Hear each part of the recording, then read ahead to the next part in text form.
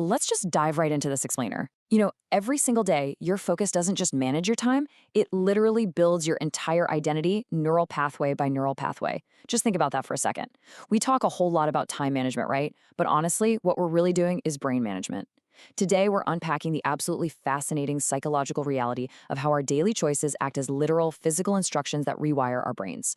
Because every time you direct your attention, you're leveraging neuroplasticity, which is just the brain's incredible ability to adapt and change, to physically sculpt the exact person you are becoming.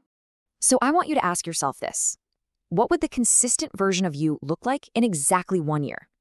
Really try to picture the version of yourself who didn't quit on day 3. Because here's the thing. The gap between who you are right now and who you deeply, desperately want to be, that gap is built entirely on the small, focused actions you repeat every single day. We're not talking about massive, dramatic leaps or crazy weekend sacrifices here. It's really about recognizing that every single routine you follow is a direct message to your subconscious. Every decision you make is literally a vote for your future identity. If you consistently choose distraction, well, you become a distracted person. But if you choose focus, you become a focused person. It's really that simple. That brings us to section 1, the autopilot trap. Let's be real, most of us are stuck in a pretty vicious, exhausting cycle. We wake up and honestly, before our eyes are even fully open, what do? We blindly reach for our phones. Bam. We instantly let in the urgency of unread emails, the absolute noise of social media, the stress of the whole world. This reactive morning wires your brain for chaos right out of the gate. It's kind of like handing the steering wheel of your entire day over to a total stranger. It just sets a frantic operating system. But on the flip side, an intentional morning where you actually prioritize your own breathing, your hydration, setting one clear goal, and just taking a moment of calm, that tells your brain that you are firmly in charge. You're setting the tempo, not your inbox. So, how do we fix this? You can reclaim your mindset right away by following 5 super simple, actionable steps. First, breathe and actually notice your surroundings before you ever even think about reaching for a device. Second, hydrate to literally wake up your body's physical systems. Third, set one clear intention for the day. Just one. Fourth, protect your first 20 minutes. And finally, fifth, move your body. Now, step 4, that is your absolute lifeline. You have got to fiercely protect those first 20 minutes. Why? Because psychologically speaking, if you let the outside world in before your mind is fully awake, you trigger a massive cortisol spike. You basically forfeit your proactivity and end up spending the rest of your day just playing defense. Moving on to section 2, focus builds your identity. To really get this, we need to completely redefine focus because, focus is definitely not a personality trait. It's actually a strict boundary that you must protect against constant digital noise.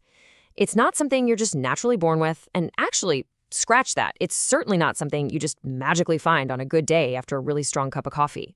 No, it is a deliberate, rigid wall you construct to guard your absolute most valuable resource, your attention, against a world and an economy that is quite literally engineered to steal it from you. So to actually maintain that boundary, you need some truly ruthless strategies. First off, you must turn off those non-essential notifications that are constantly slicing your attention into useless little fragments. Seriously, turn them off. You also need to create at least one daily focus block for deep, uninterrupted work. And practice monotasking. Because let's be honest with ourselves, your brain just isn't built to multitask. It really just rapidly switches between tasks, burning precious energy every single time. And critically, clear your visual clutter. Visual mess creates a massive cognitive load on your brain. You know that towering pile of laundry in the corner of your room or that messy stack of papers on your desk? Yeah, that isn't just untidy. It's actively competing for your attention and quietly draining your mental battery, even when you swear you're ignoring it. Okay, section 3, forging discipline through action. There's a great saying, comfort kills growth, and it is so true. If your mindset feels heavy or kind of stagnant lately, it's very often because you're actively avoiding the exact challenges that would reveal your own strength. Comfort actively trains your mind to associate effort with danger.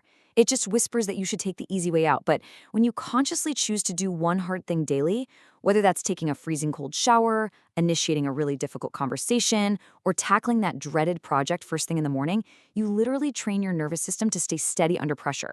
You fundamentally prove to your own brain that, hey, you do not break easily. Because at the end of the day, confidence is ultimately born from completion. So instead of staring at that endless, totally guilt-inducing to-do list that you're never actually going to finish, try implementing what we call the finish list. It operates on 3 extremely strict rules. Ready? 1. Choose only the tasks you will definitely complete today. 2. Add absolutely nothing else to the list after you begin. And 3. Finish every single item before the day ends. Setting this rigid boundary gives your brain a huge, powerful hit of dopamine upon every single completion, literally rewiring your identity into someone who actually keeps their promises to themselves. You've got to apply this discipline to your digital life too, using a profoundly simple mantra: build, don't browse. You absolutely must shift your identity from being just a passive spectator to an active creator. Because think about it, trading just 20 minutes of endless, numb scrolling for 20 minutes of actually creating something, whether that's writing, drawing, coding, building a business, whatever, it radically expands your mind. Endless consumption just turns your brain into a crowded, dusty warehouse. But creation builds real cognitive confidence. And that perfectly sets up Section 4, consistency beats perfection.